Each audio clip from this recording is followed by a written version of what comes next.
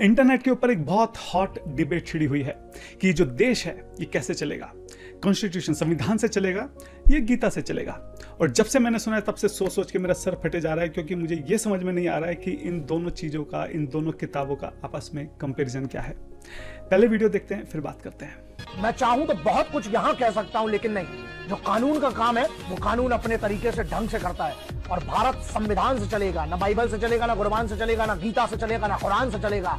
हिंदुस्तान किसी अमीर के बाप की जागीर नहीं, ये चलेगा तो सिर्फ संविधान से चलेगा। अब मजे की बात है कि जो शौर्य भारद्वाज सर जी हैं वो उन्होंने किस संदर्भ में इस बात को बोला है और उनकी बात को किस तरीके से गलत कंटेक्स्ट में जो है ये लोग दिखा रहे हैं और धर्म के खिलाफ और भगवत गीता के खिलाफ उसका इस्तेमाल कर रहे हैं। इसके ऊपर हम बात करेंगे। पहले जल्दी से एक बार मैं यहाँ पे बात करना चाहता हूँ कि कॉन्स्टिट्यूशन और भगवत गीता ये दोनों किताबें अलग अलग हैं। इन दोनों के पर्पज ही अलग हैं। इन जिस कारण से इनको बनाया गया है वो कारण ही अलग हैं।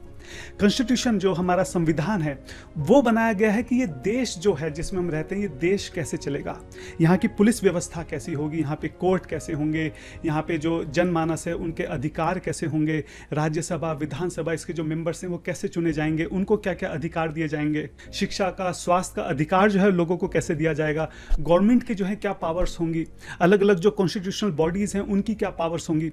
ये सारी चीज़ें जो हैं वो संविधान में बताई गई हैं ताकि इस देश को एक सुचारू रूप से चलाया जा सके। अगर आप भगवत गीता देखें वो इसलिए नहीं बताई गई कि देश कैसे चलेगा। भगवत गीता इसलिए बताई गई है जिससे हर मनुष्य समझ सके कि उसके इस जीवन का लक्ष्य क्या है और उसको ये जीवन कैसे जीना है।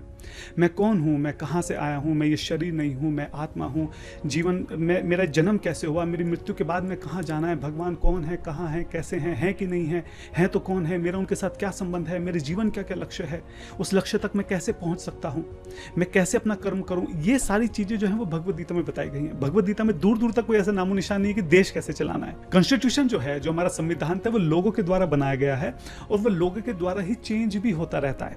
जैसे जैसे हम लोग नया सीखते हैं, हम समझते हैं कि नहीं कानून में इस बदलाव की जरूरत है, हम उसको चेंज करते रहते हैं, कभी माइनर कभी मेजर।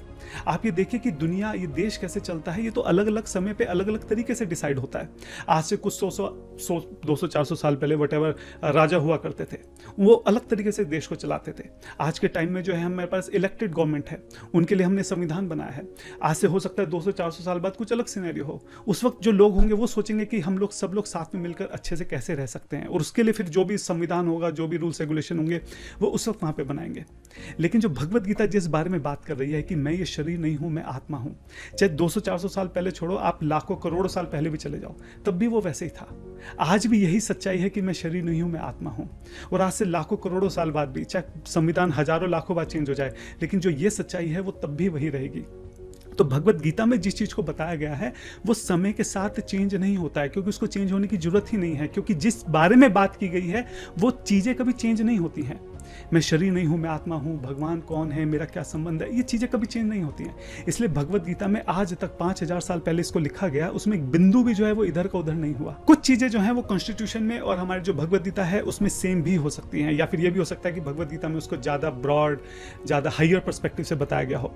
फॉर एग्जाम्पल, हम संविधान में बात करते हैं कि सभी नागरिकों के जो है इक्वल राइट्स होने चाहिए।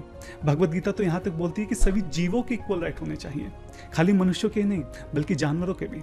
5.18 में कृष्ण बोलते हैं, विद्या विनय संपन्ने ब्राह्मणे गवि हस्तिनी शुनि च व शपाके च पंडितः समदर्शिना।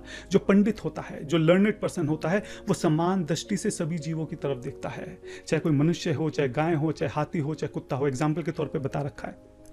तो ये हायर प्रिंसिपल है कि सभी जीवों के एक्चुअली में समान राइट हैं, खाली मनुष्यों की समान राइट नहीं है।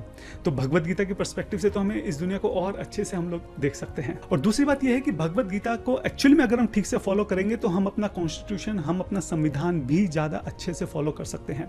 जैसे भगवत गीता में भगवान श्री कृष्ण बात करते हैं निष्काम कर्म योग के बारे में, कि मैं बिना अपने किसी स्वार्थ के, बिना किसी सेल्फिश डिजायर के, जो सही रास्ता है, जो सही मार्ग है, मैं उस पर चलूं, जो सही काम है मैं उसको करूं।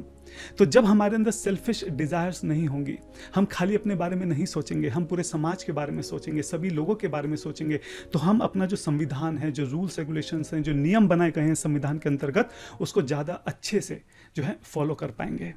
तो भगवत गीता जो है वो कहीं ना कहीं हेल्प कर सकती है लोगों की कि वो अपना संविधान जो है उसको ठीक से फॉलो कर सकें। अच्छा, ये चीज़ें कोई बहुत कॉम्प्लेक्स नहीं है समझना है, बहुत सिंपल सी बातें। अब यहाँ पे प्रश्न उठाए तो मैं सब चीज़ एक्सप्लेन कर रहा हूँ, वरना किसी के अंदर थोड़ी सी कॉमन सेंस है तो भी वो इस बात को सोच सकता है। बात यह है कि जो शौर्य सर यहाँ पे बोल रहे हैं वो क्या बोल रहे हैं, वो कह रहे हैं बेसिकली वो किस कंटेक्स्ट में इस बात को बोल रहे हैं कि धर्म के नाम पर जो हम संविधान का उल्लंघन करते हैं, जैसे कई लोग जो सड़क घेर कर बैठ जाते हैं, तोड़फोड़ करते हैं अपने धर्म के नाम पे, तो उस कंटेक्स्ट में, उस दुख में वो अपनी बात को व्यक्त कर रहे हैं कि भैया तुम्हारे धर्म के हिसाब से तुम यहाँ पे चीज़ों में तोड़फोड़ नहीं कर सकते हो, तुम संविधान को, कानून को अपने हाथ में नहीं ले सकते हो। देश का जो कानून है उसी के साथ सारी व्यवस्थाएं चलेंगी। इस कंटेक्स्ट में उन्होंने इस बात को बोला है। लेकिन कुछ लोग जो हैं वो हर बात को यूज करते हैं कि किस तरीके से इसको धर्म के अगेंस्ट में, भगवत गीता के अगेंस्ट में, भगवान के अगेंस्ट में कैसे उसको यूज किया जाए। तो बिना इस बात को समझे कि वो क्या कहना चाह रहे हैं, या फिर समझने के बाद जानबूझकर उनके वक्तव्य को इस तरीके से यूज किया जा रहा है कि लोग जो हैं वो धर्म से और भगवान से अलग हो सकें, विमुख हो सकें। अच्छा, मजे की बात है कि जो इतनी सिंपल सी चीज है जिसमें इतना कुछ भी बहुत दिमाग लगाने की जरूरत नहीं, जो बहुत स्ट्रेट फॉरवर्ड चीज होनी चाहिए थी, उसके पीछे लोग पागल हो रखे हैं। बहुत एक से बढ़कर एक वीडियो बन रही है, सब लोग कह रहे हैं कि नहीं देश जो है वो संविधान से चलेगा है। उसके ऊपर कुछ लोगों ने गाने बना दिए और गानों पे मिलियंस ऑफ व्यूज हैं, आप समझ रहे। और मतलब कमेंट्स में लोग कह रहे हैं कि हाँ देश संविधान से चलेगा, गीता से नहीं चलेगा। अरे भाई, तुम गीता से चलाने की कोशिश भी करोगे तो भी देश नहीं चल सकता है। गीता में मेंशन ही नहीं है, बताया ही नहीं गया कि देश कैसे चलेगा, तो ऑब्वियस सी बात है उसे चलाने की कोशिश भी कोई क्यों करेगा। तो हम इस चीज का ध्यान रखें, जो पॉलिटिकल प्रोपेगेंडा चलाते हैं लोग, छोटी छोटी बातों में जो मासूम लोग हैं उनको बेवकूफ बना के भगवान से और धर्म से अलग करते हैं, ऐसा हमको नहीं होने देना है। अपने आसपास ध्यान रखना है, जहां पे भी ऐसा होते हुए दिखे उसका विरोध करना है। आपका इस बारे में क्या विचार है, मुझे कमेंट बॉक्स में बताइएगा। हरे कृष्णा।